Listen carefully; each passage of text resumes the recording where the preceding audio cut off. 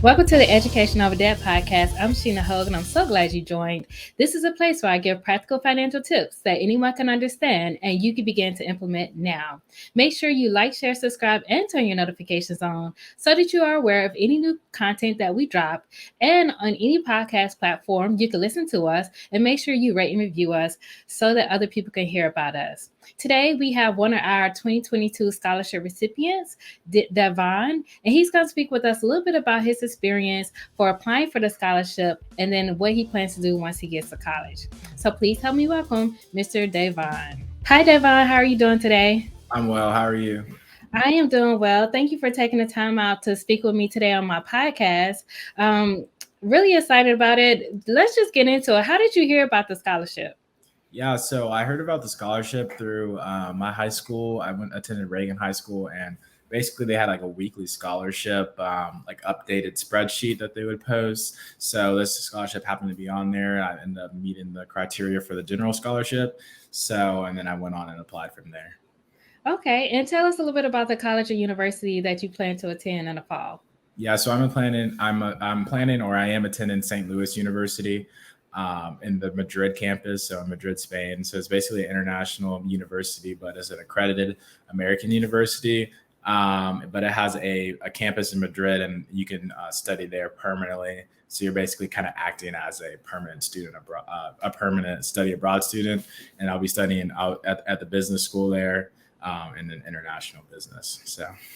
Okay, and how did you like find out about that school and what made you decide to like actually do it in Madrid's campus Mhm. versus here in the US?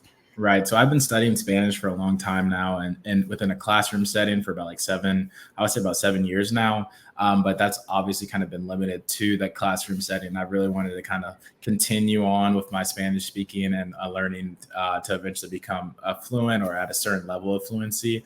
And that only way I thought that it could be really achieved is if I indulge into or fully submerge myself into a Spanish speaking society, and doing that, that would require like an international education. And with St. Louis University in specific, it ended up being an American accredited university, so I don't have to worry about anything with transferring credits, and all the majors and things are aligned with the U.S. School system and how it works. And so that just ended up being a perfect match. Okay, that's interesting. So I actually studied Spanish too. I studied in high school, then I had a minor in college.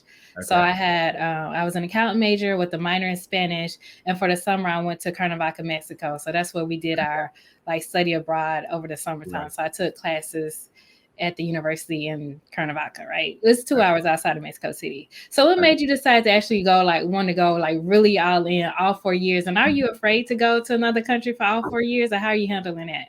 Yeah, so I'm not. I definitely say I'm not afraid. I'm excited as of now. I'm not nervous. I maybe once I get down there, and the reality kind of sets in, I might give some more nerves. But it's the same academic calendar as it is in America, so I'll be traveling back and forth for holidays, and the academic calendar is not. It's the majority of the year, but it's not all of the year. So there'll definitely be extended periods back at home that I will be spending as well. So it's not. I technically it would be kind of living in Spain, but I'll also be coming back to America as well. As far as like what made me really want to make the jump was, I definitely had the safety net of the American accreditation, studying in another country, and I kind of just wanted to do something a little bit different, off the beaten path. So that kind of the stars just kind of aligned, and it just made sense for my situation. So. So let me ask you this: have you ever lived away from your family for a long sense of time, like a month or longer? Right. No, I've not for an extended period of time. No, not. I mean, weeks, but not over a month. No, not that I can recall. No, I have not. Definitely not in an alternate like location or different continent Okay. location. So, yeah, so it's definitely going to be a jump, But I don't. For me, I'm not really kind of afraid to kind of do things like that. I think you only live once, and I think being an expat will probably be something that will be a permanent situation in my life at some time.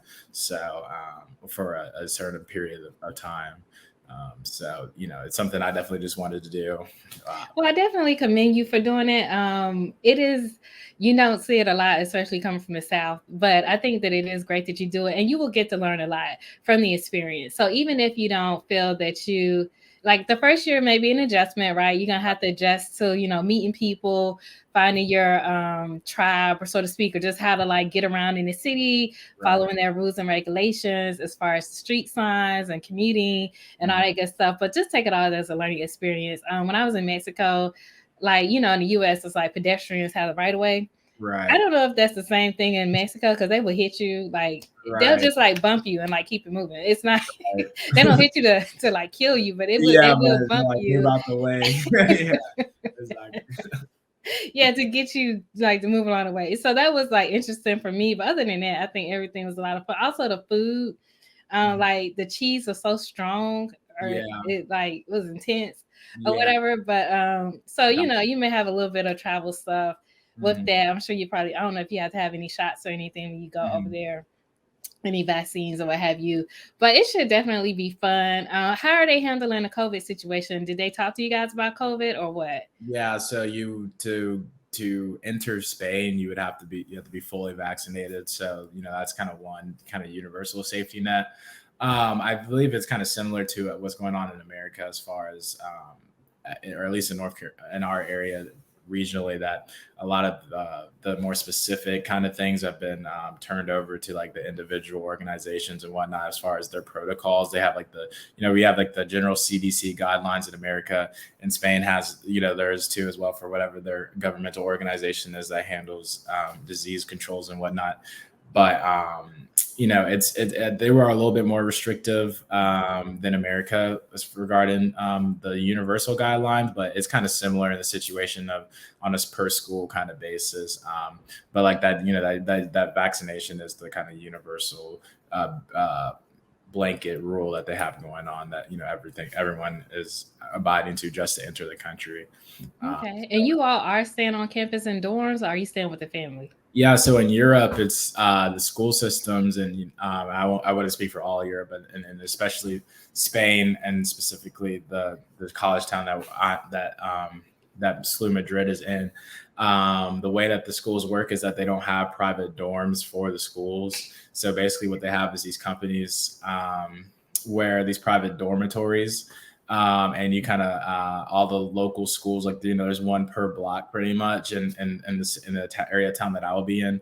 And all most of the students who are going to SLU Madrid are staying in this specific building, and you kind of just you pay rent there, so it's pretty much like an Okay. apartment, and it has like room service and things Okay. like that. So, and it's kind of like a hotel suite, I would say, is what the sizing and kind of things look like, with a Hmm. full bathroom and a kitchenette type of situation. So that's kind of how the dorms work there. And then also you can do a host family, which is free, but that's just kind of something that I wasn't wanting to. That kind of was my limitation as far as my first year. I don't really want to be in a different country living with somebody I've never met before in my entire life. So Okay. so I did opt for the The private room.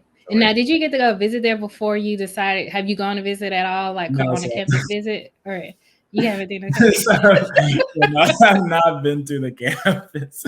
I've looked at it virtually, so I know everyone's like, "Wow, like this kid is going, to a different country." He's Okay, got, well, you did the virtual thing. That's like a new yeah, thing now. So yeah, right, yeah. It's about as close to reality as you could to get there. I mean, I definitely did my research, but I've not been to the campus or my okay, dormitory that I've signed the lease for either. But okay. And um, your family's gonna all come over there with you for like the first yeah, week or yeah. so. Initially, yeah, moving us Okay. over, and the good thing specifically about this scholarship, and how the funds are allocated, definitely helps with that direct payment, and being the that we pay separately for rent. So Hmm. you're able to really use those resources for like educational expenses that are indirect, or considered indirect, but living having a place to stay, it's directly correlated to your being able to study in that Okay. area, right? So. Yeah, the travel piece, you can probably use it for travel. Right. Okay, well that's good. So, what are you looking forward to?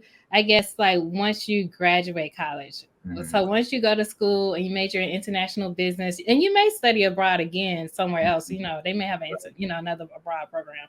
Who Mhm. knows? But what do you think you're looking forward to after you graduate college? Yeah, so I definitely think that my number one thing, and kind of what is unique about the experience that I'm going to be doing, is that living in another country, not only are you going to like become fluent with that language, but you're also going to see the different customs from just socialization, or like on a social standpoint, up to like politically, government, wise, finance wise, things like that, and being able to take those different perspectives and bring them back to where you grew up can often be innovative, right? Something that in different countries that they're doing something a certain way, maybe from like a business standpoint, like how the products are presented to consumers and things like that, and taking those perspectives, and especially match with an international business degree, which is what that coursework is framed off of, being able to take that back to your where you grew up, your home area,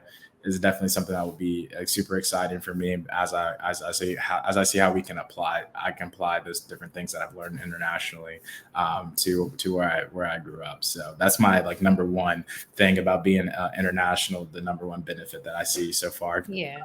in 4 years. Yeah, I think so too. Also, because you probably see they may have a different work schedule. Like when I was in Mexico, in the middle of the day, like around 2, 3 o'clock, that's when mostly they had their like our dinner. But instead of Mhm. it being at 6 to 7, it would be at 2, 2:30. And so like the husband would come home and everybody would eat. Eat at. I stay with a family, so we ate at the kitchen table, and then after that he would go back to work, and Right.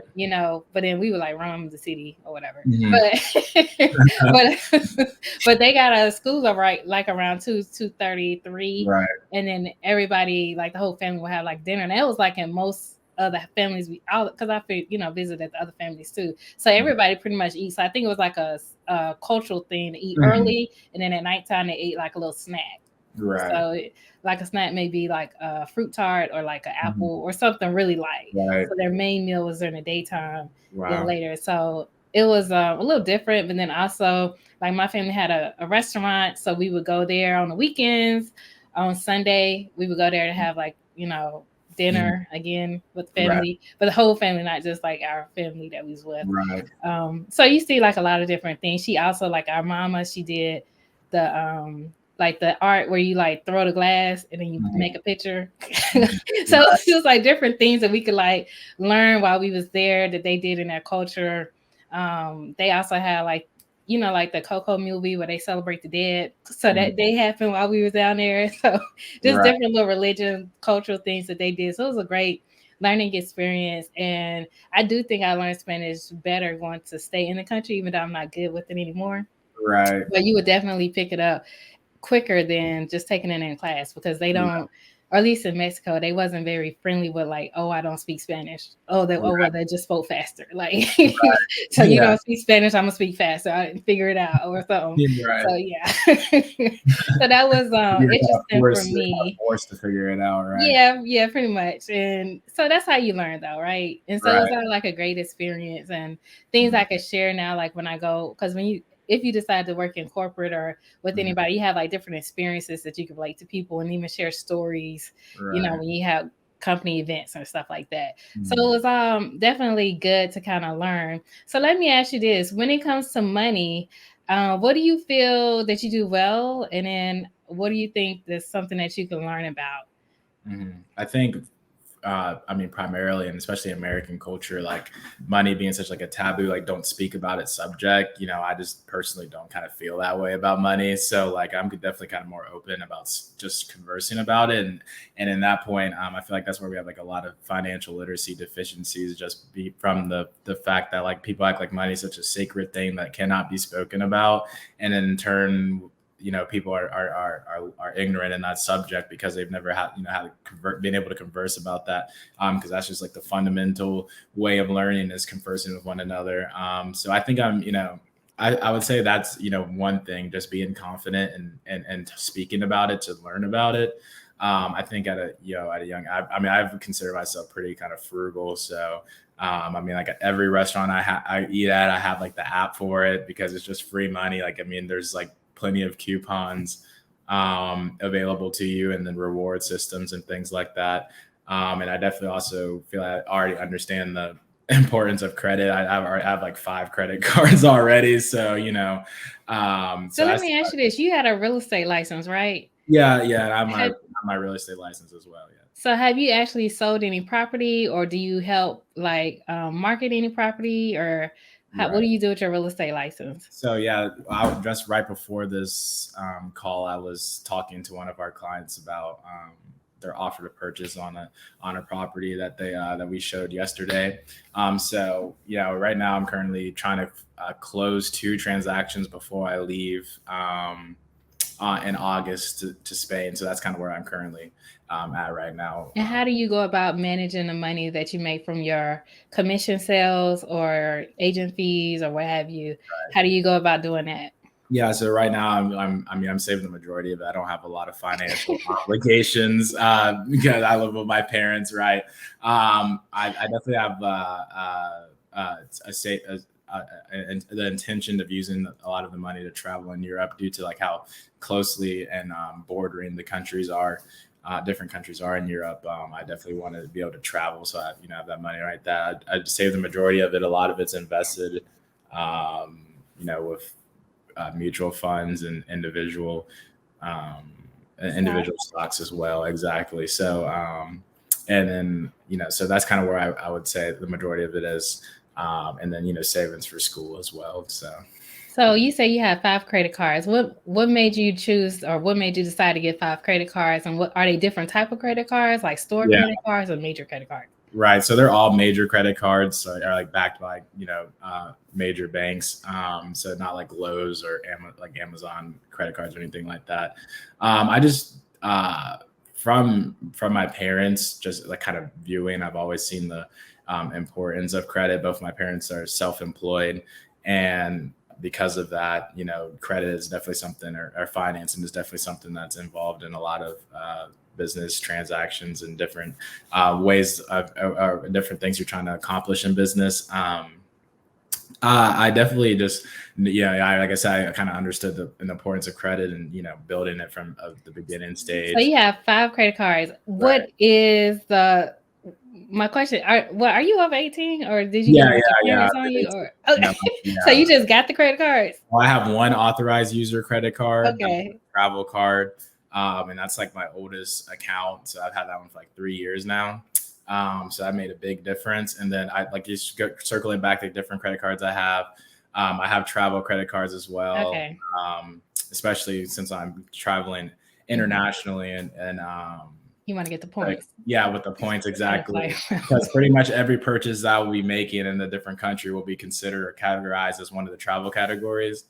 And then like with the currencies and things like that, they have no, like, there's no there's no international exchange rate fees and things like that on travel credit cards. So, and that's just the easiest way. If it's opening like a bank account in Spain and things like that, it's just more red tape and things. So the easiest way is just to use your credit card. Okay. So are you going to take some of your money and go ahead and convert it before you move over? Convert it, go to the bank, get the cash, their currency before you get there. Yeah, so I didn't think I could do that before I got there. As far as like, you could do it at your bank.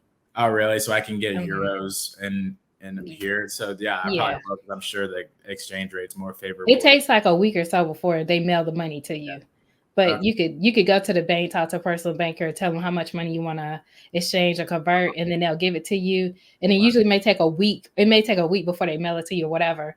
And then once you go, you already have the money. Versus doing it at the airport, at the post office. If you get there, go to the post office. But just saying, as far as kind of getting a better rate. Rates are horrible at the airport.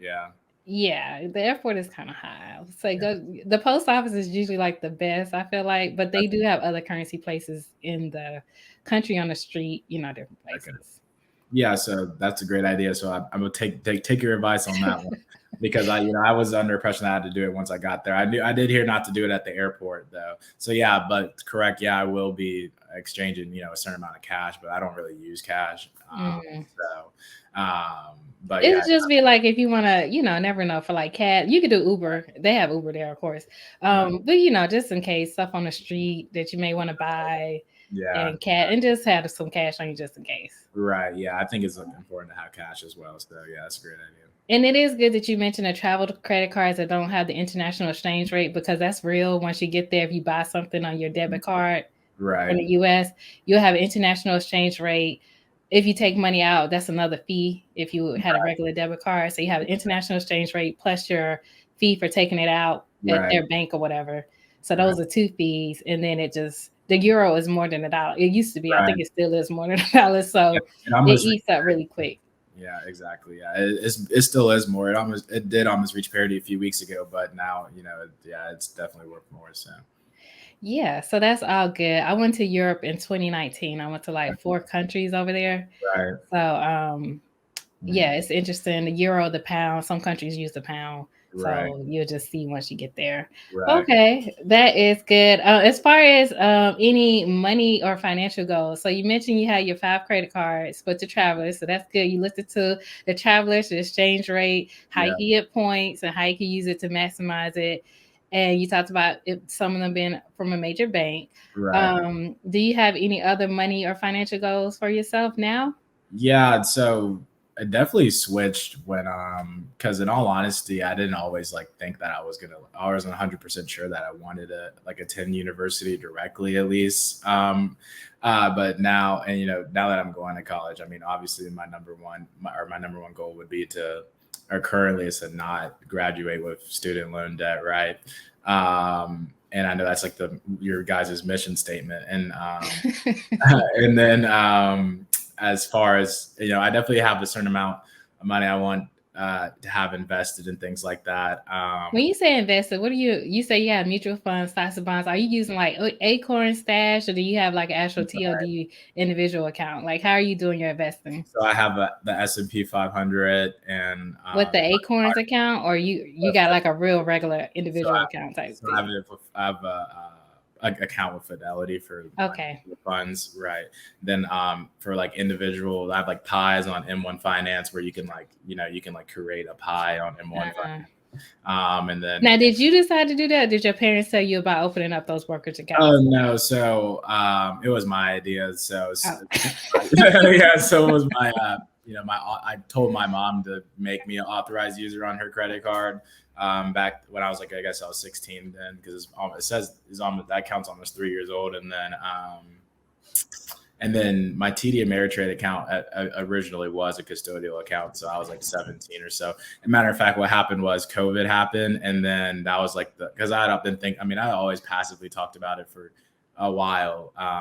But once March 2020 came, it was like a perfect opportunity, and kind of everything just lined up. So that's when I like decided I was going to finally open an account and just started like dumping everything I had in there. Okay. And so what got you into it? Were you just looking on the TV at news, the finance? Like, what got you into like finance and investing and stuff? Yeah, I really don't know. I mean, my mom's always been kind of in tune, not necessarily financially, as far as like being a finance person and like knowing about the like being like knowing about all the different types of credit cards and things like that. But she's always been well versed when it comes to money and had like a respect for it, because neither one of my parents grew up financially well. So that I think that respect kind of came from when eventually being sound, and just having the respect from being on both sides, and that kind of passively kind of are passed down to me, and then now I'm more into the specifics of it and things like that. So I guess that's where I would say it derives from, because ever since a young age I've always been cognizant of how much money I'm spending, rather that's like allowance or yard sales and things like that. So Okay. Okay, well that's good to hear, because it's not really taught much in school. So I'm always interested how people kind of get into it. It's a bigger buzz on some of the social media or things like YouTube and stuff like that. So I was just wondering, like, how did you kind of get into money management and all those things like credit cards and investment accounts and investing and all that good stuff? Okay. So that is good to hear. So we are probably going to try to look into doing scholarships next year for previous recipients.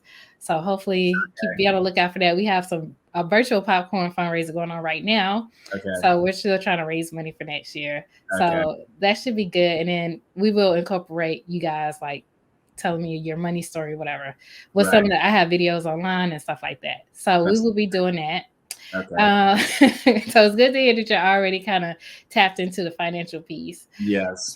And it's also good to hear that you're thinking of going to a school abroad and really kind of tapping into their culture and understanding their business techniques and just all that type of stuff, because that's just going to add to your experience and give you a broader perspective.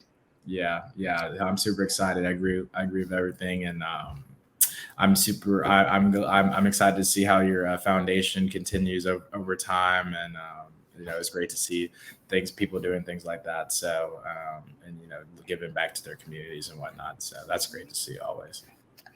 Thank you. So I am going to ask you, I have like some rapid fire questions that I ask people. It's about 4 questions. And so I'm going to ask you, are you ready? Yeah, I'm ready. Okay. So the first one is paper or plastic? Ooh, paper. Okay. Martin or Fresh Prince of Bel Air? Oh, Fresh Prince of Bel Air for sure. Okay. The new one or the old one? The old one. Okay. Not even close. Yeah. The old one. Okay. Best advice that you've received so far? Just be a forever student. Okay, be a forever student. That's good. And then, if someone were to give you $1 million, what do Mhm. you think you would do with the money? If I had $1 million, what would I do? I mean, I do a variety of things. I mean, initially, I definitely would I would say I'd probably like off the rip, 25% of it would go into the stock market, just because it's down right now. Like, once Mhm. again, so I think it's a great time to enter. And then the rest, I would probably, being a real estate agent, it would probably be leveraged within real estate, and then I would probably just spend maybe at the max like $60,000 just for like pleasure, rather that be a vehicle or something like that. I would definitely use, it would probably be for like a down payments and things like that. I mean, I wouldn't use the money. I'd definitely like use it to access financing. So not like, so it would be like, for down payments on homes and or rental properties or potential flips. Cause I concentrate in investment. So the majority of the properties I show are like torn to the floor up, no like roofs leaks and needing walls knocked down. So and a lot of them are off market. So that's where I focus on is investment real estate. So that's definitely where I Did would your mom get you into the investment real estate side? no, not investment. Okay. What I really couldn't tell you 100% what.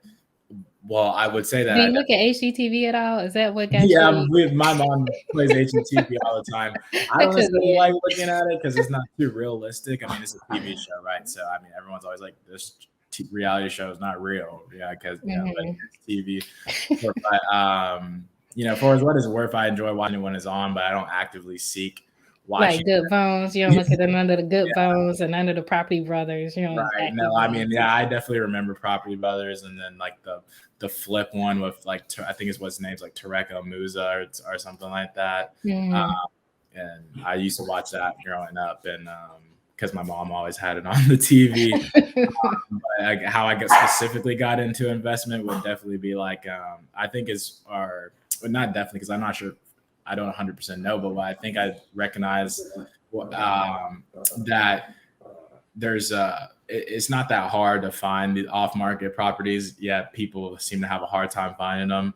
But do So you have a connect because you got a real estate license? Is that what it is? well, no, because I mean, there's plenty. We have there's thousands and thousands. I'm like the 350,000th issued real estate license, so in North Carolina. So it's just the fact that once you find a lot of them is like you have to get on these buyers lists from people who are called wholesalers, and what they do is they Mhm. get like distressed properties under contract and reassign Mhm. them. So once you kind of get on all the buyers lists, and then it comes to the point where I know investors just from being around real estate. Some of them from my mother, a lot of them I found on my own and leveraging social media and things like that. And it's gotten to the point where like wholesalers would reach out to me first because they know that I have like a well qualified buyer to buy the house. So that's kind of where the investment kind of section came from. That it's not that hard. They're like, where are you finding all these deals and things like that? So and especially now in this market is really hard to find under under market value deals at the percentage that it needs to be for the numbers to make sense for an investor. Mm-hmm. So if you're able to find them, people will reach out to you just because they'll be like, yo, I actually got this percentage deal that I needed from this dude. It's hard to find these deals. So Right. Okay. So you're mostly focused in the Winston-Salem area, like yeah, that little area. Yeah, for Forsyth County, but for anyone watching this, you can do referrals. I can do referrals from Spain. So even if you don't use me, I can get a referral form and I'll get a percentage, and for anywhere in North Carolina. So that's what's happening right now. I'm in the process of referring all my investor clients, and I'm trying to finish the deals for the people I know personally. Thank you so much for doing this interview today.